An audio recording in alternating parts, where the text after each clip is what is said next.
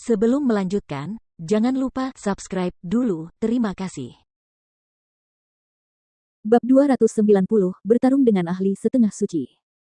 Sekte tanpa hati sebelumnya berhasil menang berkat bantuan Jian Wushuang. Namun, setelah Sui Ying muncul dan membunuh dua pelindung mereka, seluruh situasi berubah. Sui Ying bergegas menuju pelindung ketiga, Leng Yang. Leng Yang, lari. Bei Mu, yang sedang sibuk berkelahi, berteriak. Sialan, kata Leng Yang sambil menatap Sui Ying dengan ekspresi muram. Dia ingin melarikan diri, tetapi dia tidak dapat menemukan kesempatan karena dia terjerat dengan iblis dari Pulau Iblis. Tidak jauh darinya, cakar tajam seperti elang milik Sui Ying mencambuknya seperti kilat. Ekspresi Leng Yang berubah. Tiba-tiba, ledakan. Tiba-tiba, daerah sekitarnya bergejolak dan pusaran air besar muncul. Di tengahnya, ada seberkas cahaya pedang yang menyilaukan yang langsung menebas Sui Ying. Jika dia tidak menangkisnya, serangan itu akan memotong Sui Ying menjadi dua. Hah! Sui Ying sedikit mengernyit sebelum segera menghalangi seberkas cahaya itu dengan cakarnya yang tajam. Dentang. Pukulan itu saling berbenturan, menimbulkan benturan logam. Sui Ying mendongak dengan heran, ingin melihat penyerang itu dengan jelas. Pada saat ini, kaki penyerang itu tampak seperti cambuk panjang saat menghantamnya, dengan suara keras. Sui Ying segera mundur. Leng Yang, kamu baik-baik saja. Jian Wushuang bergerak menuju Leng Yang. Pendekar pedang. Kegembiraan melintas di wajahnya saat Leng Yang langsung mengungkapkan rasa terima kasihnya. Terima kasih. Sama-sama. Biar aku yang mengurusnya. Jian Wushuang menatap Sui Ying sambil tersenyum. Baiklah, hati-hati saja, kata Leng Yang sambil mengangguk berat. Jian Wushuang dan Sui Ying saling menatap. Dasar orang sembrono, pergilah ke neraka, kata Sui Ying sambil mencibir. Ia tampak seperti cahaya merah yang mengalir saat ia melesat maju, melancarkan serangan lain dengan cakarnya yang tajam. Kali ini, 5 goresan muncul dari ruang di depannya. Cakar setan. Karena dilakukan oleh seorang ahli setengah biksu seperti Sui Ying, serangan cakar yang menakutkan itu menjadi lebih mengerikan. Namun, Jian Wushuang hanya tersenyum dingin. Dia melangkah maju, mengayunkan pedang pembunuh 3 miliknya untuk menghantam ruang yang dimaksud. Teknik pedang tanpa pamrih, jurus ke-6. Sapuan cemerlang itu bertabrakan dengan bekas cakaran merah tajam yang tiba-tiba muncul.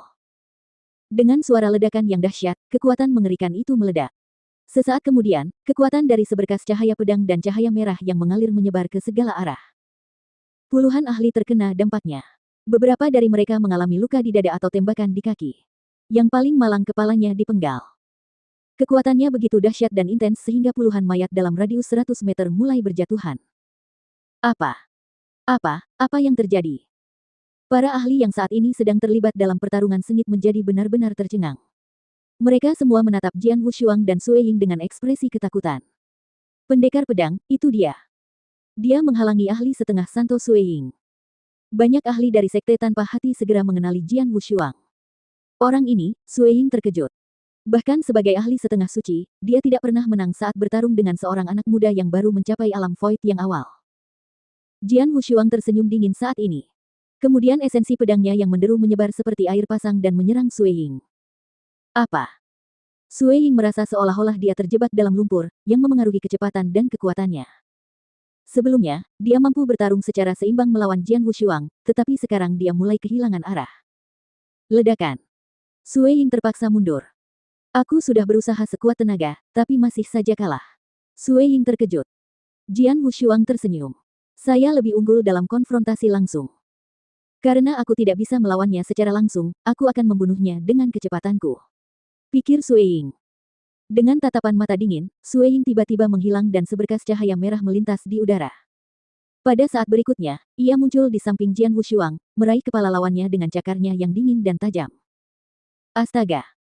Cakar tajam itu langsung mengenai kepala anak itu, tetapi tidak meninggalkan setetes darah pun. Jian Wushuang tiba-tiba muncul di belakang Sui Ying. Pedang pembunuh 3 miliknya berubah wujud menjadi seperti petir dan kilat saat melesat. Cepat sekali. Sui Ying berpikir dengan kaget, lalu berbalik untuk menghalanginya. Pendekar pedang kuat Jian Wushuang, High Plus P meledak. Garis-garis cahaya pedang menyebar dengan kecepatan yang luar biasa, mengguncang daerah sekitarnya. World Origin juga meletus, langsung menyebabkan Sui Ying jatuh ke lautan bayangan pedang. Sui Ying membelalakkan matanya dan menyerang dengan cakarnya yang tajam.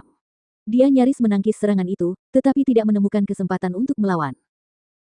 Yang lebih penting lagi, dia dikepung oleh gelombang deras esensi pedang, yang membatasi kekuatan dan kecepatannya, jadi dia tidak dapat mengejar Jian Wushuang. Aku bukan tandingannya. Wajah Sue Ying berubah muram. Meskipun dia enggan mengakuinya, itulah kenyataannya. Orang ini menakutkan.